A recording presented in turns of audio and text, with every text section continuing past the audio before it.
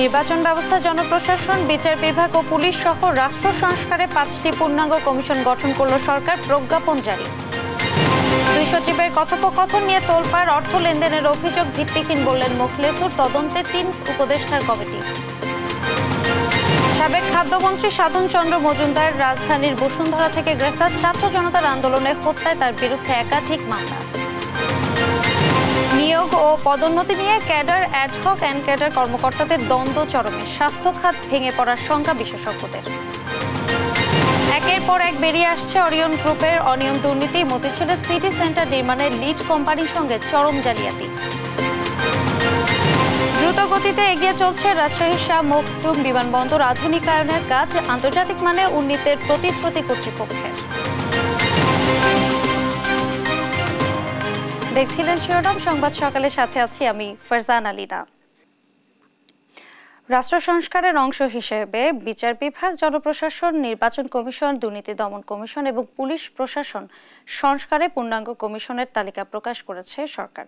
বৃহস্পতিবার রাতে আলাদা প্রজ্ঞাপনে কমিশন প্রধান এবং সদস্যদের নামের তালিকা প্রকাশ করে মন্ত্রিপরিষদ বিভাগ। এসব কমিশনকে আগামী 90 দিনের মধ্যে সরকারের কাছে প্রতিবেদন জমা দিতে বলা হয়েছে। বিস্তারিত কায়েস রাহাতের রিপোর্টে। রাষ্ট্র সংস্কারে 6টি গুরুত্বপূর্ণ বিভাগের সংস্কার কমিশনের পূর্ণাঙ্গ তালিকা প্রকাশ করেছে সরকার। বৃহস্পতিবার রাতে মন্ত্রিপরিষদ বিভাগ থেকে পাঠানো আলাদা প্রজ্ঞাপনে কমিশন প্রধান ও বাকি সদস্যদের নাম প্রকাশ করা হয়।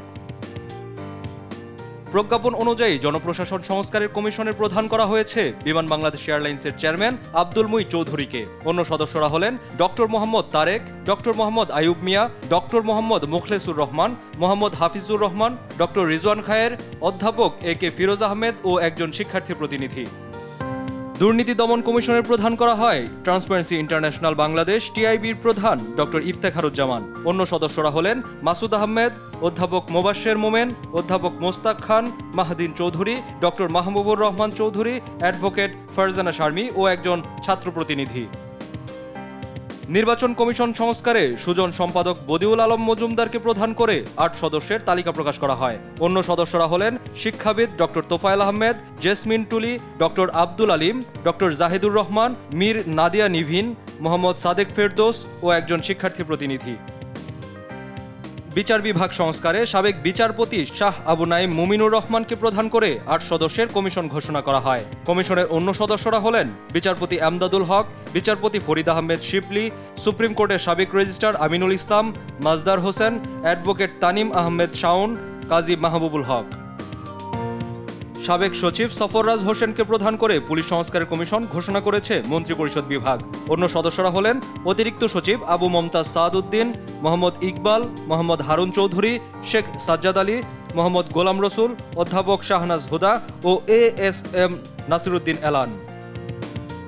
কমিশন 3 অক্টোবর কার্যক্রম শুরু করে সংশ্লিষ্ট সব মতামত বিবেচনা করে পরবর্তী 90 দিনের মধ্যে প্রতিবেদন প্রস্তুত করে অন্তর্বর্তী সরকারের প্রধান উপদেষ্টার কাছে হস্তান্তর করতে বলা হয়েছে প্রজ্ঞাপনে। কায়েস রাহাত, দেশ টিভি, ঢাকা। সংক্ষিপ্ত সফরে আজ ঢাকায় আসছেন মালয়েশিয়ার প্রধানমন্ত্রী আনোয়ার ইব্রাহিম। সফরে মালয়েশিয়ার প্রধানমন্ত্রী রাষ্ট্রপতি, প্রধান উপদেষ্টা ডক্টর মোহাম্মদ ইউনূসের সঙ্গে দেখা করবেন। মালয়েশিয়ার প্রধানমন্ত্রী 58 সদস্যের সফর সঙ্গীর মধ্যে থাকছেন পররাষ্ট্রমন্ত্রী, বাণিজ্য বিনিয়োগ মন্ত্রী, পরিবহন উপমন্ত্রী, ধর্ম বিষয়ক উপমন্ত্রী, 2 জন সংসদ সদস্য এবং পররাষ্ট্র মন্ত্রণালয়ের জ্যেষ্ঠ কর্মকর্তারা। সফরে 2 দেশের ব্যবসা বাণিজ্য, বিনিয়োগ, শ্রমশক্তি নিয়ে আলোচনা হতে পারে।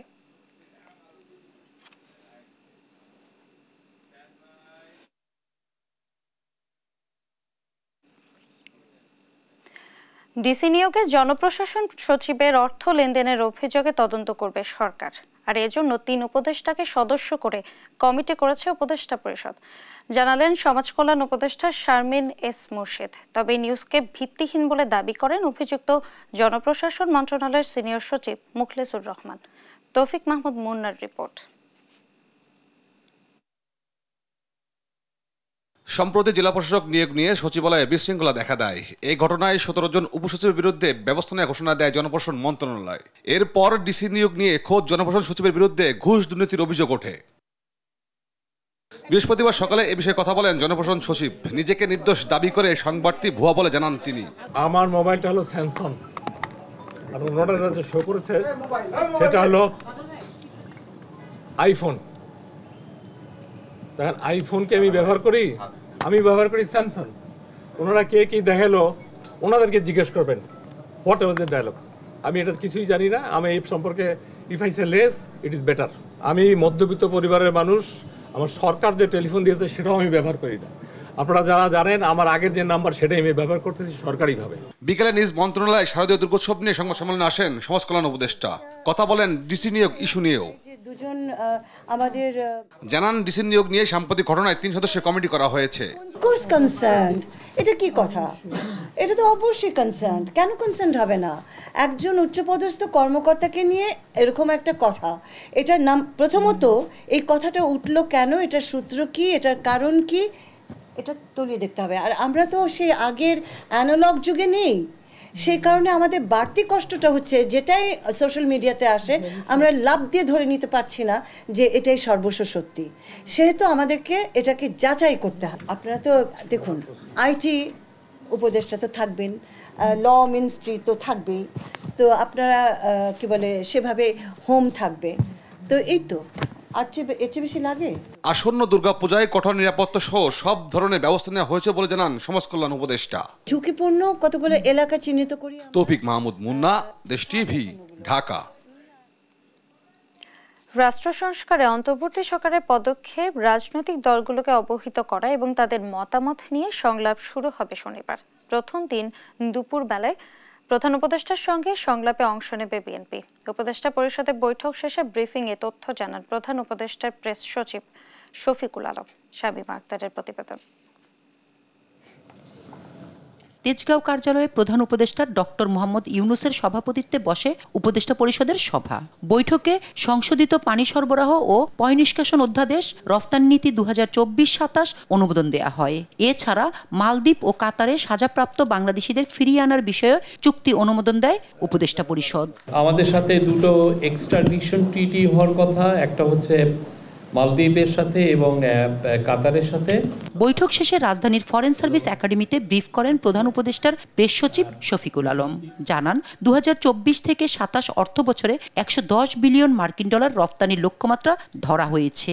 2027 সালে এটার গোল হচ্ছে যে 110 বিলিয়ন ডলার আমরা এক্সপোর্ট করতে চাই। প্রেস সচিব আরও জানান রাজনৈতিক দলের সঙ্গে তৃতীয় ধাপে সংলাপ শুরু হচ্ছে শনিবার। পলিটিক্যাল পার্টিগুলোর সাথে আলাপটা শুরু হচ্ছে শনিবার 2:30টার সময়। প্রথম দিন বিএনপি থাকবে, এটুকু আমি বলতে পারি। এরপরে তো আরও বাংলাদেশের প্রধান কিছু পার্টিগুলো থাকবে। এ সময় একটি দৈনিকে জনপ্রশাসন সচিবকে নিয়ে করা প্রতিবেদনের তদন্তের জন্য উচ্চ পর্যায়ের কমিটি করা হয়েছে বলেও জানান প্রেস সচিব।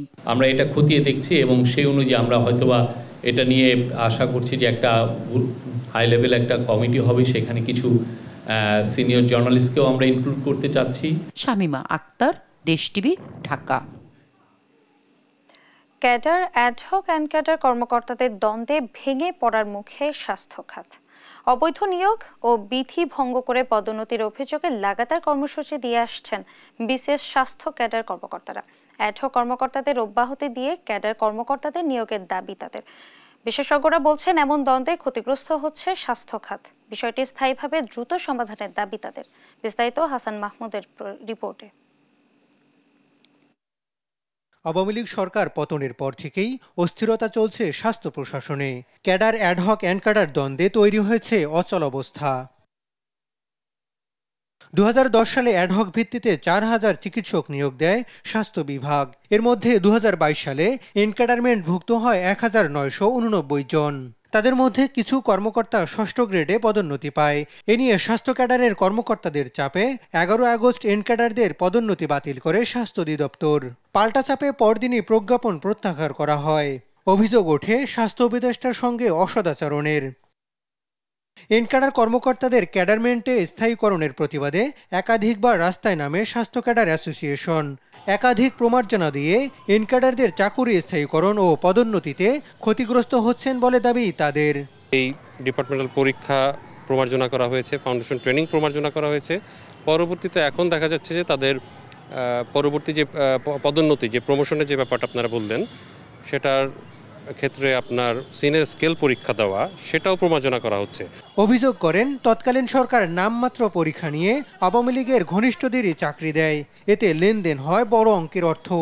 2022 সনে তাদেরকে অবৈধভাবে এনক্যাডারমেন্টভুক্ত করা হয়। কেন? কারণ তাদের অ্যাডহক ভিত্তিতে অস্থায়ী ভিত্তিক যে স্থায়ীকরণটা ছিল সেটাই নিয়ম মেনে হয় নাই, সেজন্য তাদের এই এনক্যাডারমেন্টভুক্তটাও অবৈধ।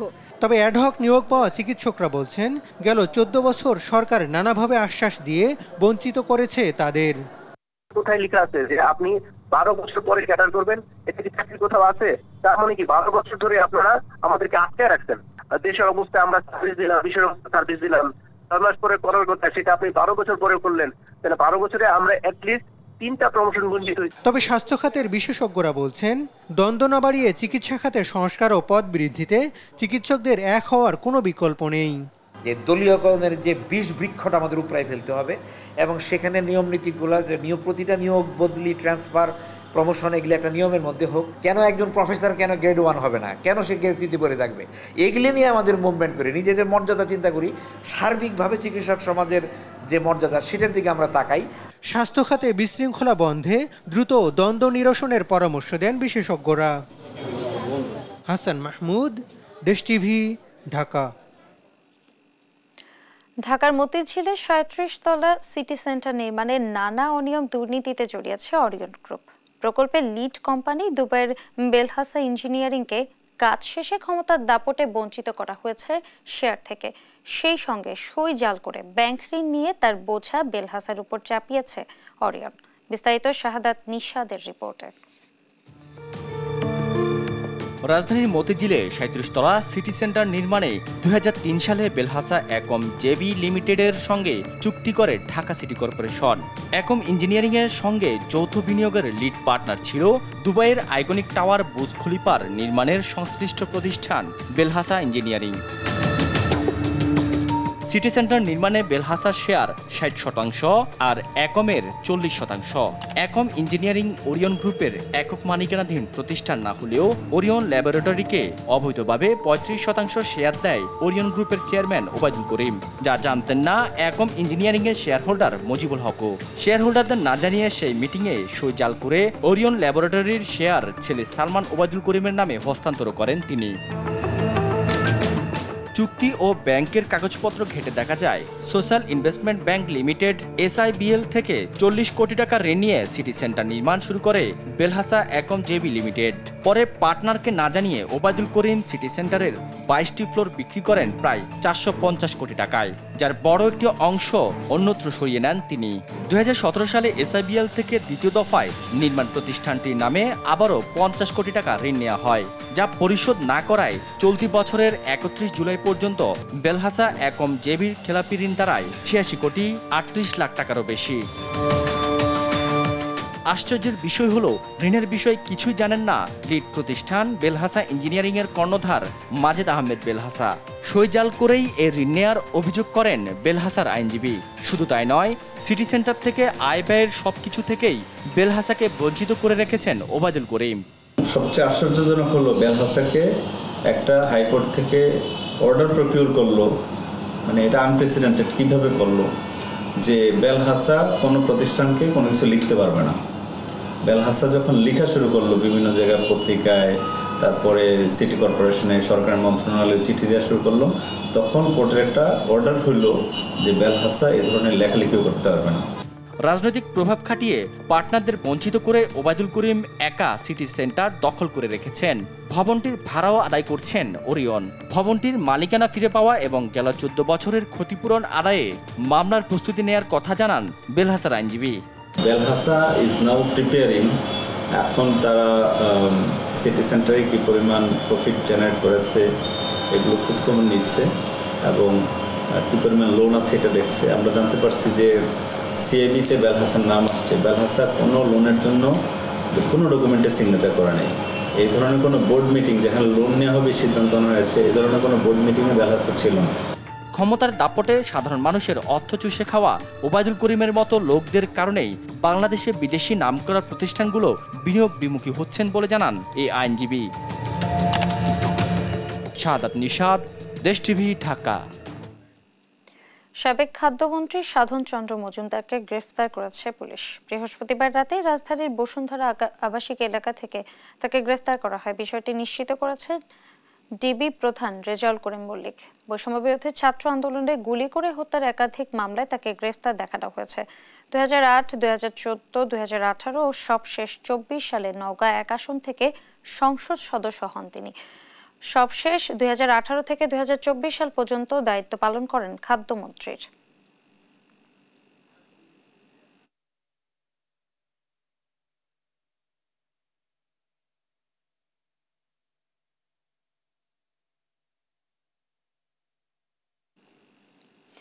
স্বৈরাচার শেখ হাসিনার আমলে আলোচিত আয়নাঘরের প্রমাণ পেয়েছে গুম কমিশন। তবে ঘটনাস্থল পরিদর্শনে গিয়ে কোনো ভুক্তভোগী বা বন্দীকে পাননি তারা। কমিশনের 13 কার্যদিবসে 400 অভিযোগ পাওয়ার কথা জানিয়ে কমিশন প্রধান জানান, বেশিরভাগ অভিযোগই এসেছে র্যাব, ডিবি, সিটিটিসি, ডিজিএফআই এর বিরুদ্ধে। অভিযুক্তদের কমিশনে তলব করা হবে বলেও জানান তিনি। আরও জানাচ্ছেন নাফিয়া ফারসানা। আয়নাঘর শব্দটা যতটা সাদামাটা ততটাই রহস্যময়। শেখ হাসিনা সরকারের পতনের পর প্রকাশ্যে আসে স্বৈরাচারের বন্দিশালা। আওয়ামী লীগের শাসনামলে আলো বাতাসহীন কক্ষে আটকে রাখা হতো গুম হওয়া মানুষদের। প্রতিরক্ষা বাহিনীর কাউন্টার টেরোরিজম ইন্টেলিজেন্স ব্যুরো পরিচালিত গোপন আটক কেন্দ্রের নাম আয়নাঘর। এখানে কমপক্ষে 16টি কক্ষ রয়েছে, যেখানে একসাথে 30 জন বন্দী রাখার সক্ষমতা রয়েছে। আয়নাঘরটি ঢাকা সেনানিবাস এলাকায় বলে জানা যায়। 2009 সালে ক্ষমতায় আসার পর থেকে রাজনৈতিক প্রতিপক্ষ, সরকারের সমালোচক ও ভিন্ন মতাবলম্বীদের দমনে বিচার বহির্ভূত হত্যা, গুম-খুনের মতো ঘটনা ঘটিয়েছে আওয়ামী লীগ সরকার। ধারণা করা হয় বিগত সময়ে গুম-খুনের অনেক ঘটনার সাক্ষী এই আয়নাঘর। 5 আগস্ট ছাত্র জনতার আন্দোলনে পতন হয় স্বৈরাচার শেখ হাসিনার। এরপর গেল 15.5 বছরে গুমের ঘটনা, ভুক্তভোগীদের সন্ধান, অভিযোগ তদন্ত ও দোষীদের বিচারে কমিশন গঠন করে অন্তর্বর্তী সরকার। এরপর 15 সেপ্টেম্বর শুরু হয় গুম সংক্রান্ত অভিযোগ গ্রহণ। তদন্তের অংশ হিসেবে আলোচিত ডিজিএফআই এর বন্দিশালা আয়নাঘর পরিদর্শন করে গুম কমিশন। এ নিয়ে বৃহস্পতিবার দুপুরে গুলশান কার্যালয়ে সংবাদ সম্মেলনে কমিশন প্রধান জানান, 13 কার্যদিবসে 400 ভুক্তভোগী অভিযোগ দিয়েছেন, যার বেশিরভাগই র্যাব, ডিবি, সিটিটিসি, ডিজিএফআই এর বিরুদ্ধে।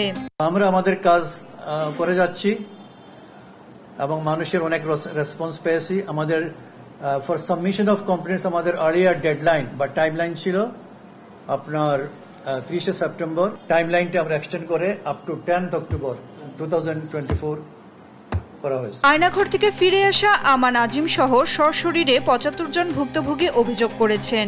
যাদের বিরুদ্ধে অভিযোগ ও তথ্য প্রমাণ পাওয়া যাচ্ছে তাদের তলব করবে কমিশন। ডিজিএফআই এর আয়নাঘর ও সিটিটিসির ইন্টারোগেশন সেল পরিদর্শনে গিয়ে কোনো বন্দী পায়নি গুম কমিশন। নাফিয়া ফারসানা, দেশ TV, Dhaka. Cyber security act বাতিলের সিদ্ধান্ত নিয়েছে সরকার। একই সঙ্গে সব ধরনের কালাকানুন থেকে দেশকে মুক্ত করার আশ্বাসও দেন আইন উপদেষ্টা ডক্টর আসিফ নজরুল। বৃহস্পতিবার রাজধানীর প্রধান প্রশাসন প্রশিক্ষণ ইনস্টিটিউটে এক সভায় তিনি কথা বলেন। বর্তমানে সাইবার নিরাপত্তা আইনে মামলা নেওয়া হচ্ছে, যা বর্তমান সরকারের জন্য বিব্রতকর বলে মন্তব্য করেন তথ্য উপদেষ্টা নাহিদ ইসলাম। হাসান মাহমুদের রিপোর্ট। দেখা যাচ্ছে যে পড়াশোনা ভুলে যাচ্ছি, কিছু মাথায় থাকছে না, রেজাল্ট খারাপ হচ্ছে। সাইবার নিরাপত্তা আইনের অপপ্রয়োগে 15 মাসের জেল জীবনের অভিজ্ঞতার কথা বলছিলেন জগন্নাথ বিশ্ববিদ্যালয়ের শিক্ষার্থী খাদিজা আক্তার। আইনটি বাতিলের দাবি জানান তিনি। ডিজিটাল সিকিউরিটি অ্যাক্ট বা সাইবার সিকিউরিটি অ্যাক্ট যখনই শুনি ফ্যাসিস্ট হাসিনার কথা মনে পড়ে স্যার, যেটা সত্যি কথা। সাইবার নিরাপত্তা আইন 2023-এর যৌক্তিকতা নিয়ে অংশীজনদের সঙ্গে মতবিনিময় করে আইন মন্ত্রণালয়। এতে নিজেদের বক্তব্য তুলে ধরেন অংশীজনরা। আজকে অনেকগুলো ভালো পরামর্শ এসেছে, সেই পরামর্শগুলোর আলোকে আমরা একটা নতুন আধুনিক আইন চাই। আমরা আসলে বাংলাদেশে কোনো নিবর্তনমূলক আইন চাই না। একটা আইনের মাধ্যমে 4টা অথরিটি ক্রিয়েট করা হয়েছে, in addition to giving unlimited power to the police. তো এইটা তো হয় না কোনো গণতান্ত্রিক দেশে। নতুন আইন প্রণয়নের ক্ষেত্রে আইনটির নাম ও নিবর্তনমূলক ধারা বাতিলের দাবি জানান বক্তারা। এগুলো আনসার্টেন, ভ্যাগ, ডিটারমিন করা পসিবল না, এগুলো টোটো বাদ দিয়ে দেওয়া উচিত। আর যদি পারা যায় কোনো কিছুকে স্পষ্ট করতেন ডেফিনিশনের মাধ্যমে, ক্রাইমের এলিমেন্টস না থাকলে বিচার হবে কি করে? বিচার ব্যবস্থাও এমনভাবে ব্যবহার করার চেষ্টা করা হয় যেখানে এটাকে ম্যানিপুলেট করার সুযোগ অনেক বেশি থাকে। অনুষ্ঠানে তথ্য উপদেষ্টা নাহিদ ইসলাম বলেন, আইনের ব্যাপক সংস্কার হলেও মনস্তাত্ত্বিক কারণে সাধারণ মানুষ আইনটিকে গ্রহণ করবে না। সাইবার নিরাপত্তা আইনে নতুন 2টি মামলার প্রসঙ্গ তুলে তিনি বলেন, এই আইনে একটি মামলা হওয়াও বর্তমান সরকারের জন্য বিব্রতকর। এই আইনটাকে ইমিডিয়েটলি কি করা যেতে পারে, সেটা বাতিল বা স্থগিত বা কোনো মামলা যাতে না নেওয়া হয় এই মুহূর্ত থেকে, আমাদের এই সিদ্ধান্তটা আসলে মানে খুবই দ্রুত নিতে হবে। নাহলে এটা যদি স্বাধীন বাংলাদেশে এই আইনে আরেকটি মামলা হয়, এটা আমাদের সকলের জন্য আসলে বিব্রতকর হবে। এ সময় আইন উপদেষ্টা doctor Asif Nazrul cyber security act বাতিলের সিদ্ধান্তের কথা জানান। একই সঙ্গে সব কালাকানুন থেকে দেশকে মুক্ত করার আশ্বাসও দেন তিনি। আমার মনে হয় অবশ্যই আমাদের ডিজিটাল সিকিউরিটি অ্যাক্ট বাতিল করা উচিত। পরবর্তীকালে যখন নতুন আইন হবে, এটার বেসিক অ্যাপ্রোচ থাকবে সাইবার সুরক্ষা দেওয়া এবং নাগরিককে সুরক্ষা দেওয়া বিশেষ করে। এবং সেখানে অবশ্যই আমরা নারী এবং শিশুদের ওনাদের স্পর্শকাতরতা বিবেচনা করে সমাজে, আমাদের মতো সমাজে ওনাদের জন্য স্পেশাল সিকিউরিটি রাখার ব্যবস্থা করব। তবে কতদিনের মধ্যে আইনটি বাতিল হবে এমন প্রশ্নে আইন উপদেষ্টা দ্রুত পদক্ষেপ নেওয়ার আশ্বাস দেন। হাসান মাহমুদ, দেশ টিভি, ঢাকা। ভারত হয়ে নেপালে বিদ্যুৎ আসবে বাংলাদেশে। বৃহস্পতিবার নেপালের রাজধানী কাঠমান্ডুতে ভারত ও নেপালের সঙ্গে ত্রিপক্ষীয় চুক্তি সই করেছে বাংলাদেশ। চুক্তির আওতায় জুন থেকে নভেম্বর পর্যন্ত 5 মাসের জন্য নেপাল থেকে ভারত হয়ে 40 মেগাওয়াট বিদ্যুৎ পাবে বাংলাদেশ। চুক্তি সই অনুষ্ঠানে উপস্থিত ছিলেন পরিবেশ ও পানি সম্পদ মন্ত্রণালয়ের উপদেষ্টা সৈয়দ রিজওয়ানা হাসান, নেপালের জ্বালানি মন্ত্রী দীপক খড়কা, বাংলাদেশের বিদ্যুৎ উন্নয়ন বোর্ড, নেপালের বিদ্যুৎ কর্তৃপক্ষ এবং ভারতের এনটিপিসি বিদ্যুৎ ব্যবসা নিগম লিমিটেডের প্রতিনিধিরা চুক্তি সই করেন।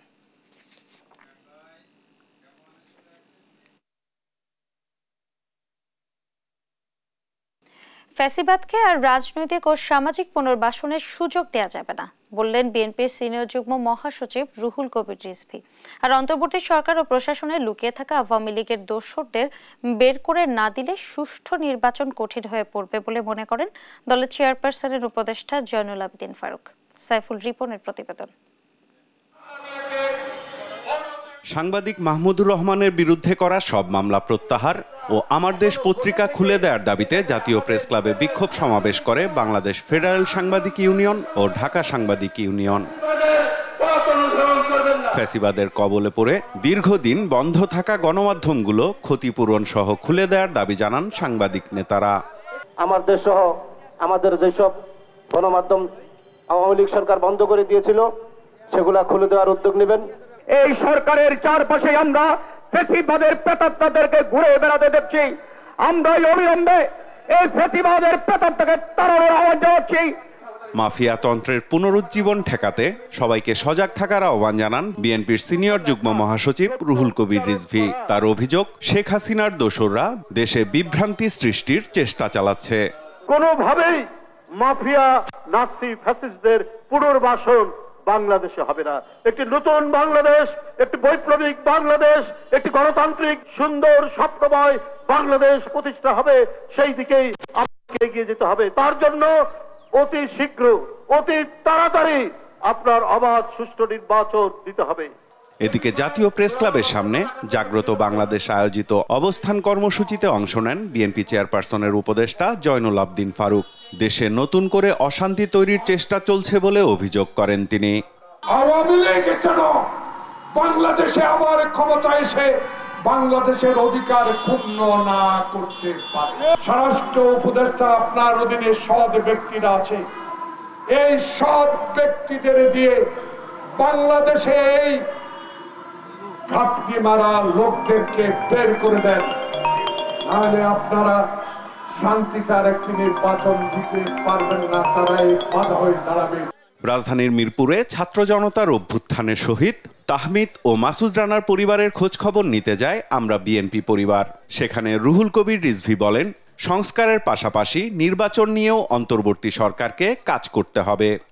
যে সুপারিশগুলো তাদের থাকবে, অন্যান্য গণতন্ত্রের আইনের শাসন কেমন হয়, তারপরে বিচার বিভাগের স্বাধীনতা করলে কেমন হয়, সেই জিনিসগুলো মানে যারা নতুন সরকারে আসবে তারা সর্বোচ্চ ভালো মনে করলে তারা সেটা গ্রহণ করে প্রয়োজনীয় যে আইন সংশোধন করা দরকার সেই কাজটা তো করবে, পার্লামেন্ট করবে। ছাত্র জনতার অভ্যুত্থানে হতাহতদের পরিবারের অন্তত একজন সদস্যের কর্মসংস্থানের ব্যবস্থা করার আহ্বানও জানান রুহুল কবির রিজভী। সাইফুল রিপন, দেশ টিভি, ঢাকা।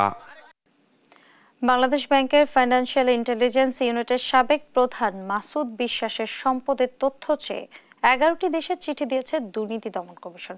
সেই সঙ্গে তার বিদেশ যাত্রা নিষেধাজ্ঞা দেওয়া হয়েছে। আরো জানাচ্ছেন এম.এ. আজিম। প্রাথমিক তদন্তে লক্ষ্মীপুর 2 আসনের সংসদ সদস্য নুরুদ্দিন চৌধুরী নয়ন ও জেলা পরিষদের panel mayor Farida Yasmin liquor জ্ঞাত আয় বহির্ভূত সম্পদের প্রমাণ পেয়েছে দুর্নীতি দমন কমিশন দুদক। তাদের বিরুদ্ধে এবার প্রকাশ্য অনুসন্ধানের সিদ্ধান্ত নিয়েছে প্রতিষ্ঠানটি। এদিকে অনুসন্ধানের স্বার্থে বাংলাদেশ ব্যাংকের ফিনান্সিয়াল ইন্টেলিজেন্স ইউনিটের সাবেক প্রধান মাসুদ বিশ্বাসের বিদেশ যাত্রা ঠেকাতে ইমিগ্রেশন পুলিশকে ব্যবস্থা নেয়ার অনুরোধ জানিয়েছে দুদক। সেই সঙ্গে তার সম্পদের তথ্য চেয়ে 11টি দেশে চিঠি পাঠানো হয়েছে। এছাড়াও দুদকের আবেদনে বাংলাদেশ ক্রিকেট দলের সাবেক অধিনায়ক ও মানিকগঞ্জ 2 আসনের সাবেক এমপি নাইমুর রহমান দুর্জয় ও তার স্ত্রী ফারহানা রহমানের দেশত্যাগে নিষেধাজ্ঞা দিয়েছে মহানগর দায়রা জজ আদালত। এম.এ. আজিম, দেশ টিভি, ঢাকা। আধুনিকতার ছোঁয়া লাগছে রাজশাহীর শাহ মখদুম বিমানবন্দরে। রানওয়ে সম্প্রসারণ থেকে গ্রাউন্ড স্টেশন আধুনিকায়নের মাধ্যমে নতুন রূপ পেতে যাচ্ছে বিমানবন্দরটি, যা বাস্তবায়ন হলে এটিকে ধীরে ধীরে আন্তর্জাতিক মানে উন্নীতের প্রতিশ্রুতি কর্তৃপক্ষের। কাজী শাহেদের প্রতিবেদন। 8 বছর বন্ধ থাকার পর 2014 সালে ফের চালু হয় রাজশাহী শাহ মখদুম বিমানবন্দর। বাংলাদেশ বিমান ছাড়াও 2টি বেসরকারি উড়োজাহাজ কোম্পানি এখান থেকে ফ্লাইট পরিচালনা শুরু করে। যাত্রী বাড়তে থাকায় আয়ও বাড়ছে বিমানবন্দরটির। সম্ভাবনাময় হওয়ায় সেবার মান বাড়াতে চায় বেসরকারি বিমান চলাচল কর্তৃপক্ষ। প্রত্যেকটা জায়গায় আমরা একই ধরনের সেবা নিশ্চিত করছি এবং ইনশাল্লাহ আপনারা যারা আছেন তারা দেখেন এখানে লাগেজ পেতে কিন্তু নামার সঙ্গে সঙ্গে লাগেজ পেয়ে যাচ্ছে। তারপরে তাদের যে সেবাগুলো প্রত্যেকটা সেবাই ভালো আছে এবং এই জন্য আমরা আসলে প্রত্যেকটা এয়ারপোর্টে যাচ্ছি যে একই স্ট্যান্ডার্ডের সেবা যেন ইন্টারন্যাশনাল হোক ডোমেস্টিক হোক যাত্রীরা যেন একই ধরনের সেবা পায়। VIP lounge, counter, boarding gate, নতুন ডিপার্চার ও অ্যারাইভাল অ্যালাউঞ্জের লাগেজ বেল্ট তৈরি সহ বিমানবন্দরের সক্ষমতা বাড়াতে এরই মধ্যে চলছে উন্নয়ন কাজ। আগে প্যাসেঞ্জার ক্যাপাসিটি ছিল এট এ টাইম 160 জন, এখন কিন্তু বেড়ে সেটা 330 জন হবে। আর যেটা যারা আমাদের স্টেক হোল্ডার হিসেবে কাজ করেন এয়ারলাইন্সগুলা, ওরা জায়গা পাবে এবং বেল্ট থাকবে যাত্রীদের ব্যাগেজ কালেকশনের জন্য এবং যাত্রী সেবার মান বাড়বে। রানওয়ের সম্প্রসারণের কাজ 32% শেষ করেছে চীনের ঠিকাদারি প্রতিষ্ঠান। অন্যান্য কাজও চলছে দ্রুত গতিতে। নির্ধারিত সময়ের আগে কাজ শেষ করার প্রত্যাশা ঠিকাদারি প্রতিষ্ঠানের। এতে 4 থেকে 6 গুণ বেশি বিমান পরিচালনা করা সম্ভব হবে বলছে কর্তৃপক্ষ। ডোমেস্টিক যে ফ্লাইটগুলো আছে এগুলো বাড়ানো যাবে, কারণ হচ্ছে আমাদের রানওয়ে তখন আরো আপডেট হয় ভালো হবে। এই কারণে আমরা অন্য ফ্লাইটগুলো এখানে ল্যান্ডিং করাতে পারবো বলে মনে করি। 5টা ফ্লাইট ওঠানামা করে, এরপরে আমাদের রানওয়ে যদি স্মুথ হয়, ভালো হয়ে যায়, তাহলে আরো ফ্লাইট এখানে ইন করতে পারবে। নতুন টার্মাক কিন্তু হয়ে গেছে অলরেডি। আপনার কাজ প্রায় টোটাল প্রোগ্রেস হলো 32% এবং এটা নভেম্বরে কাজ শুরু হয়েছে, গত নভেম্বরে, এবং এখন পর্যন্ত 32% কাজ হয়ে গেছে। খুবই সন্তোষজনক। রানওয়ে মসৃণ না হওয়ায় নানামুখী অসুবিধার কারণে চাহিদা থাকা সত্ত্বেও ফ্লাইট সংখ্যা বাড়ায়নি উড়োজাহাজ প্রতিষ্ঠানগুলো। নতুন রানওয়েতে বিমান পরিচালনা সহজ হবে বলছেন ঠিকাদারি প্রতিষ্ঠানের প্রকৌশলীরা। বর্ধিত মেয়াদে এ প্রকল্পের কাজ শেষ হওয়ার কথা আছে 2025 সালের 30 জুনে। কাজী শাহেদ, দেশ টিভি, রাজশাহী। ঋতুরানী শরৎ এলে সবার আগে মরে পড়ে কাশফুলের সাদা মেঘের ভেলা। বর্ষাকে বিদায় জানাতে শুভ্রতার প্রতীক হয়ে ফিরে আসে শরৎকাল। বাঙালির হৃদয়ে জাগে আনন্দের আশা। রিয়াজ আহমেদ মুসার পাঠানো তথ্যচিত্রে সালমা জাহানের ডেস্ক রিপোর্ট। শরৎ ঋতু মানেই নীল আকাশে সাদা মেঘের ভেলা ও কাশফুলের শুভ্রতা। এই ঋতু বাংলার প্রকৃতিকে সাজিয়ে তোলে কাশফুলের অপার সৌন্দর্য দিয়ে। দূর থেকে দেখে মনে হচ্ছে আকাশের সাদা মেঘ যেন নেমে এসেছে বসুন্ধরায়। বরগুনার বিসিক শিল্পনগরীর চিত্র এটি। চারদিকে চোখ ধাঁধানো ফুলের সমারোহ। দক্ষিণা বাতাসে কাশফুলগুলো দোল খাচ্ছে আপন মহিমায়। প্রকৃতি প্রেমীদের কাছে বরগুনার বিসিক শিল্পনগরী এখন দিয়াবাড়ি নামেই পরিচিত। যান্ত্রিক জীবনের কোলাহল ছেড়ে একটু প্রশান্তির আশায় কাশফুলের রাজ্যে ক্ষণিকের জন্য হারিয়ে যান দর্শনার্থীরা। এত সুন্দর জায়গা আমি আগে কখনো দেখিনি, তো ভালো লাগছে। বোনকে নিয়ে এসেছি, ঘোরার জায়গা সুন্দর। সাদা মেঘের মাঝে যে কাশফুলের যেই মানে আনন্দ বা মিলন মেলা, সেটা আসলে আমাদের বরগুনাতে এখানে এসে মানে আমি এই প্রথম আসলে উপভোগ করতে পারছি। এটা অনেক ভালো লাগলো। আমি তো কখনো আসলে এত কাশফুল একসাথে দেখিনি। প্রতি বছরই ঘুরতে আসি, বিগত 5-6 বছর ধরে এখানে এই জায়গাটায় কাশফুল ফুটছে এবং এখানে মেয়েরা তারপর ছেলেরা সবাই সেজেগুজে আসে, তারপর ছবি তোলে সুন্দর সুন্দর। আর কাশফুল আর আকাশটা মনে হচ্ছে এক হয়ে যায়। মূলত দেখা যায় ঢাকাতে, দিয়াবাড়িতে এবং বরিশাল ভার্সিটিতে ইভেন্ট দেখা গেছে। খুব সুন্দর পরিবেশ। আমাদের বরগুনায় এত সুন্দর একটা পরিবেশ দেখতে পেরে আমরা খুবই আনন্দিত এবং মুগ্ধ। এখানে এই বিসিকে শরৎকালে অনেক সুন্দর ফুল ফোটে, আর এইগুলো দেখতে আমরা দূর দূরান্ত থেকে আসি। বিসিক শিল্পনগরী এলাকায় যে কাশফুল ফুটেছে এবং এছাড়াও বিভিন্ন পর্যটন স্পটগুলোতে যে কাশফুল ফুটেছে, সেগুলোতে নতুন একটি মাত্রা যোগ করেছে। প্রকৃতিতে শরৎ আসে নতুন রূপ নিয়ে, আর কাশফুল শরতের রূপের মধ্যে অন্যতম। যদিও আগের মতো কাশফুল চোখে পড়ে না বর্তমানে। নিউজ ডেস্ক, দেশ টিভি।